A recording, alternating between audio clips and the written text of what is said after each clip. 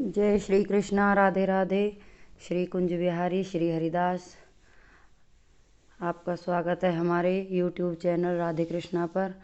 आज हम आपके लिए लेकर आए हैं कृष्ण के भक्ति भाव की एक कहानी।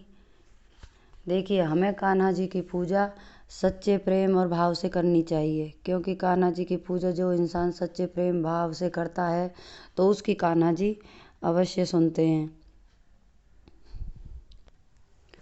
बहुतों का सवाल होता है कि हमारे पास तो पूजा करने का समय ही नहीं होता, इतना काम होता है। देखिए, काम अपनी जगह है, वो हमें करना ही चाहिए, ये हमारा कर्म है। लेकिन जैसे आप काम के लिए समय निकालते हैं, उसी प्रकार आप कान्हा जी की पूजा के लिए भी समय निकाल सकते हैं। अगर आपसे शारीरिक पूजा नहीं हो पा रही है तो आप मानसिक पूजा भी कर सकते हैं। मानसिक पूजा का फल भी उससे ज़्यादा ही मिलता है। अगर आप शारीरिक पूजा करते हैं तो वो ठीक है, अगर आप नहीं कर पा रहे हैं तो आप मानसिक पूजा भी कर सकते हैं। अपना कार्य करते करते भी भगवान का नाम ले सकते हैं। अपना कार्य करते करते अगर आप भगवान का नाम लेते हैं तो उसका भी फल आपको अवश्य मिलता है, उसमें भी कान्हा जी प्रसन्न होते हैं। देखिए, हम आपको एक कहानी सुनाते हैं। एक बार एक नगर में एक गुजरी रहा करती थी। वह गुजरी बचपन से ही बाबा श्याम की पूजा किया करती थी।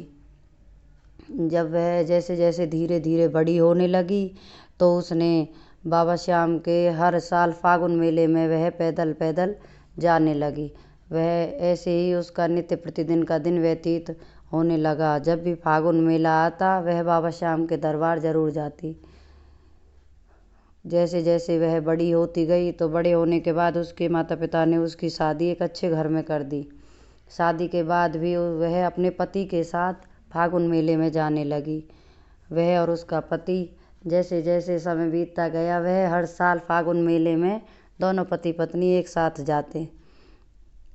एक दिन जब वह फागुन का मेला आया तो दोनों पत्नी पत्नी पैदल ही चल दिए। वहाँ खाटू श्याम पहुँचने के बाद उसके पति ने बाबा श्याम से कहा, बाबा, हमें किसी चीज़ की कोई कमी नहीं है, बस हमारे घर में एक फूल खिला दीजिए, हमें एक बच्चा हमारे घर में दे दीजिए। वहाँ से ऐसी प्रार्थना कर वह दोनों चल दिए। वह नित्य प्रतिदिन अपना घर का काम किया करते, बाबा की पूजा किया करते और अपने खेतों में अपना काम किया करते।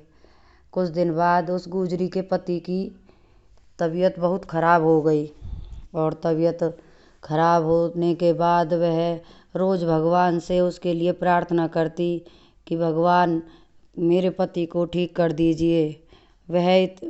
कुछ दिन बाद उसकी स्थिति इतनी बिगड़ गई कि उसके पास अच्छी तरह से किसी अच्छे अस्पताल में अपने पति को दिखाने के लिए पैसे नहीं थे।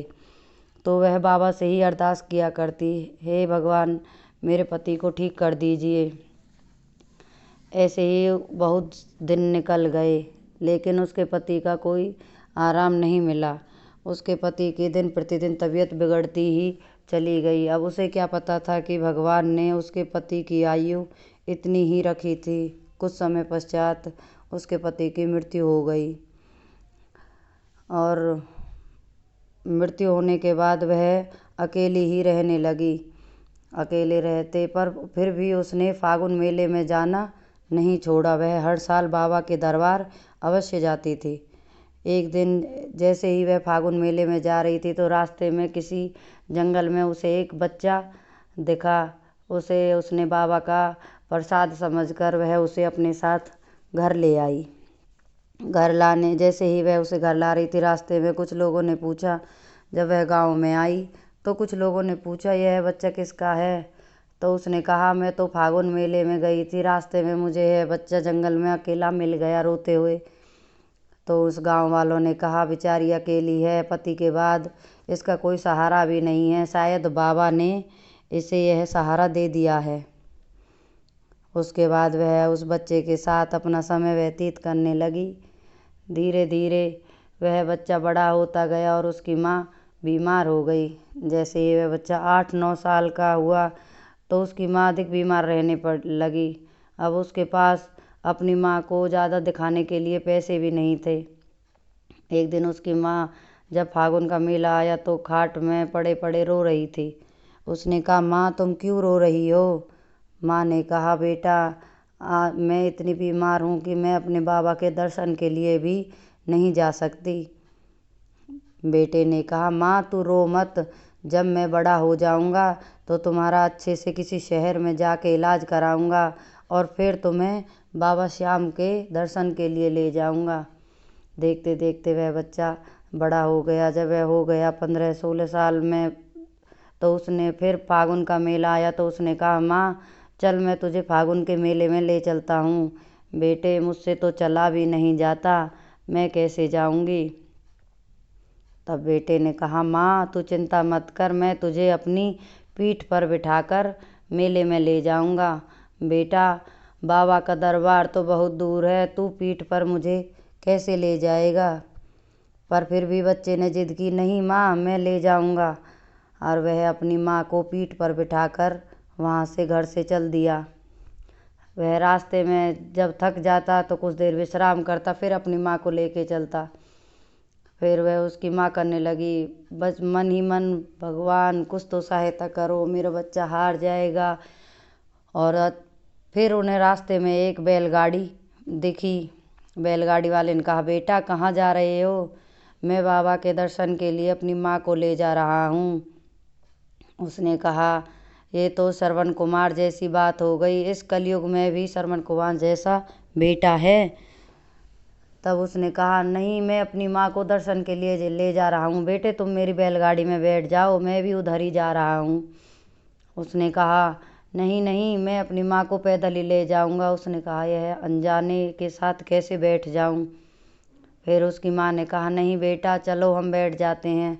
वह उस बैलगाड़ी में बैठ गए और उन्हें उस खाटू धाम पहुँचा दिया। बाबा श्याम के दरबार पहुँचने के बाद उन्होंने उस बैलगाड़ी वाले का धन्यवाद किया। और जैसे ही उन्होंने पीछे मुड़कर देखा तो वह वहाँ से अंतर्ध्यान हो गए। यह बाबा की ही कृपा थी कि बाबा खुद बैलगाड़ी लेकर उन्हें वहाँ तक लेके आए। यह उसकी माँ की भक्ति ही थी। उसके बाद वह दोनों बाबा के दरबार में चले गए, परंतु देर होने के कारण उन्हें पट खुले नहीं मिले, इसलिए वह बाहर ही दरवाजे पर ही लेट गए। जैसे ही सुबह हुई तो वह दर्शन के लिए अपनी माँ को लेकर चल दिया, लेकिन रात में ही खाटू बाबा ने उन्हें दर्शन दिए। उसकी माँ को स्वप्न में आकर कहा कि कहती रहती है, बाबा मदद कर, बाबा मदद कर, मैंने ही तेरी मदद की है, मैं ही तुझे यहाँ तक बैलगाड़ी में बिठा के लेके आया हूँ। और जैसे ही सुबह हुई तो उसने अपने बेटे को वह स्वप्न बताया और वह दोनों बाबा के दर्शन के लिए मंदिर को चल दिए।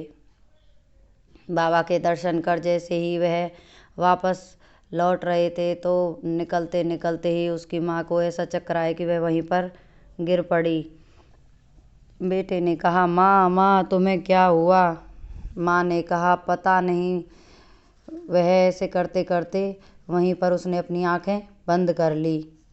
उसने वहीं पर उन्हें एक वैद्य ने जब उसकी माँ को देखा तो उसने कहा, बेटा तुम्हारी माँ तो अब इस दुनिया में नहीं रही।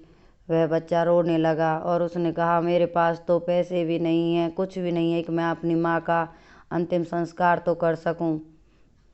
उन्होंने कहा, तेरी माँ का अंतिम संस्कार हम करेंगे। बाबा खाटू के धाम में इनका जीवन यापन हुआ है, इन्होंने इनकी बहुत पूजा की है, इसलिए इनका अंतिम संस्कार हम करेंगे। और उन्होंने खाटू धाम में ही उनकी माँ का अंतिम संस्कार किया और वहाँ पर उनकी समाधि बना दी। इस प्रकार उन माँ बेटे ने उनकी खाटू नरेश की बहुत पूजा की। अपनी माँ के जाने के बाद भी वह बच्चा भगवान के चरणों में वहीं रहने लगा और उनकी पूजा करने लगा। उनकी पूजा करते करते वह बड़ा हो गया और खाटू जी की कृपा उस पर हमेशा बनी रही, क्योंकि मरते समय उसकी माँ ने कहा था, बेटा बाबा के चरणों को कभी मत छोड़ना। इसलिए वह उन्हीं की पूजा करता था। उनकी पूजा और आशीर्वाद से उस बच्चे के जीवन में कभी कोई कमी नहीं रही। इसलिए कहते हैं कि भक्ति और भावना से अगर भगवान की पूजा करते हैं तो भगवान अवश्य सुनते हैं और अवश्य उन अपने भक्तों का ध्यान रखते हैं और उन पर अपनी कृपा अवश्य करते हैं। जय खाटू बाबा की जय। कृष्ण कन्हैया लाल की। श्री कुंज बिहारी श्री हरिदास।